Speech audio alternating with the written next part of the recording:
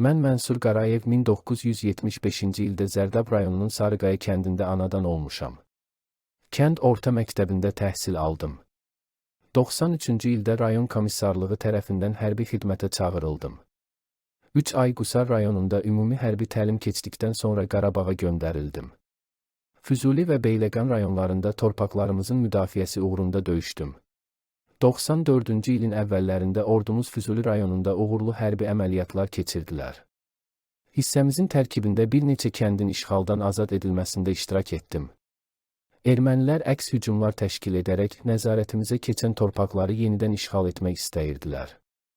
Ordumuz bu hücumların qarşısını alırdı, lakin itkilərimiz də olurdu. Döyüşlərin birində 94-cü ilin fevral ayında mən də torpaqlarımızın azadlığı uğrunda şəhid oldum.